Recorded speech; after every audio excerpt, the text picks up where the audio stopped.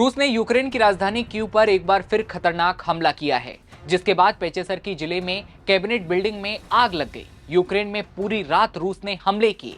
रात भर में यूक्रेन पर 805 ड्रोन, 13 मिसाइलें दागी गईं। कई मकान तबाह हो गए हैं। ड्रोन के गिरते मलबे से एक 16 मंजिला अपार्टमेंट और 2 9 मंजिला इमारतों में भी आग लगी है। रूस यूक्रेन के बीच करीब 4 साल से ये जंग जारी है और कोई भी देश पीछे हटने को तैयार है ही नहीं। रूसी हमलों में रविवार को एक बार फिर यूक्रेन की कैबिनेट बिल्डिंगों को निशाना बनाया गया और इस एयर स्ट्राइक के जवाब में यूक्रेन ने भी रूस की ऑयल पाइपलाइन को टारगेट बनाया। साफ है कि बात कैबिनेट तक पहुंची है तो अब धमाके तेज तो होने हैं।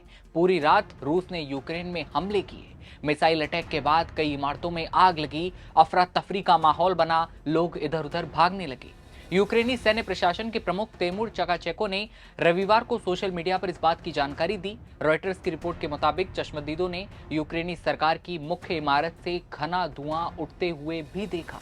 यूक्रेनी अधिकारियों ने बताया कि रूस ने कीव पर रात भर हमले किए, जिसमें एक नवजात समेत 3 लोगों की मौत हो गई, जबकि 18 दूसरे लोग घायल हुए हैं। राजधानी में सरकारी मुख्यालय समेत कई इमारतों को आग के हवाले कर दिया गया। कीव के मेयर विटाली क्लिस्टिको ने बताया कि हमले की शुरुआत शहर पर ड्रोन हमलों से हुई और उसके बाद मिसाइल अटैक किए गए। यूक्रेन की प्रधानमंत्री यूलिया स्विरिडेंको ने कहा कि युद्ध के दौरान पहली बार दुश्मन के हमले में यूक्रेनी सेना की मुख्य इमारत को नुकसान पहुंचा है। यूक्रेन की वायुसेना का कहना है कि रूस ने रात भर में यूक्रेन पर 805 ड्रोन और 13 मिसाइलें दागी हैं। क्लिट्स्को ने टेलीग्राम मैसेजिंग ऐप पर बताया कि ड्रोन हमलों में एक बच्चे और एक युवती की भी मौत हुई है, जबकि एक प्रेग्नेंट महिला समेत 5 लोग अस्पताल में भर्ती हैं। इससे पहले नीपर नदी के पूर्व में हरे भरे डार्निस्की जिले में एक शेल्टर में एक बुजुर्ग महिला की मौत हुई, जहां 2 और मौतें भी हुई थीं। राज्य के आपातकालीन अधिकारियों ने बताया कि डार्निस्की में एक आवासीय इमारत की 4 में से 2 मंजिलें आग की चपेट में आ गईं, जिससे इमारत को काफी नुकसान पहुंचा। क्लिट्स्को और आपातकालीन अधिकारियों ने यह भी बताया कि कीव के पश्चिमी स्विताशिंकी जिले में एक 9 मंजिला रेजिडेंशियल बिल्डिंग की कई मंजिलें तबाह हो गईं। ड्रोन के गिरते मलबे से एक 16 मंजिला अपार्टमेंट और 2 9 मंजिला इमारतों में आग लगी। अफरा तफरी का माहौल दिखा। सोशल मीडिया पर आई तस्वीरों में अपार्टमेंट इमारतों से निकलता हुआ धुआं साफ तौर पर दिखाई देता है। कुछ मंजिलें ढह गई हैं, सामने के हिस्से को काफी नुकसान पहुंचा है। तकाचेंको ने टेलीग्राम पर यह भी कहा कि रूस जानबूझकर नागरिकों को निशाना बनाकर हमले कर रहा है।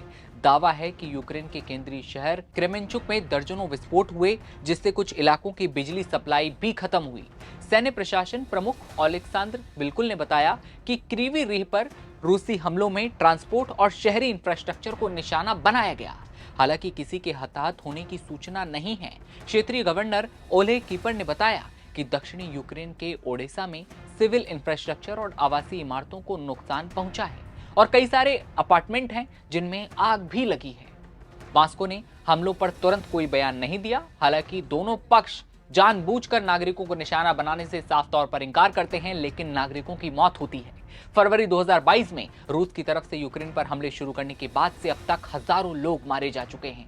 सशस्त्र बलों ने कहा कि पश्चिमी यूक्रेन पर हवाई हमलों का खतरा लगातार मंडरा रहा है। इसलिए पोलैंड ने हवाई सुरक्षा सुनिश्चित करने के लिए अपने और सहयोगी विमानों को एक्टिव कर दिया है। रूसी पाइपलाइन की बात करते हैं। जवाबी हमले के जवाब में यूक्रेन ने भी रूस की ऑयल पाइपलाइन को नुकसान पहुंचाया और निशाना बनाते हुए कई हमले किए। यूक्रेन की ड्रोन फोर्स के कमांडर रॉबर्ट ब्रोवडी ने कहा, रूस के ब्रांस्क एरिया में द्रुजबा ऑयल पाइपलाइन पर हमला किया गया, जिसमें भारी नुकसान हुआ है। द्रुजबा पाइपलाइन पर अटैक से हंगरी और स्लोवाकिया को मिलने वाली रूसी तेल की सप्लाई पर भी इफेक्ट पड़ा है।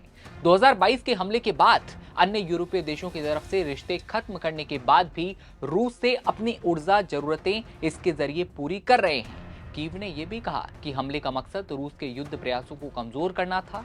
यूक्रेनी हमलों की वजह से हाल के हफ्तों में दोनों देशों को तेल की सप्लाई पर कई बार दिक्कत का सामना करना पड़ा है और इस पर फिलहाल मॉस्को की ओर से भी तत्काल कोई बयान सामने नहीं आया है, कोई बयान नहीं दिया गया है। लेकिन हमलों का दौर जारी है। 4 साल से लगातार जो हमले जारी हैं, उनमें हजारों लोगों की मौत हो चुकी है।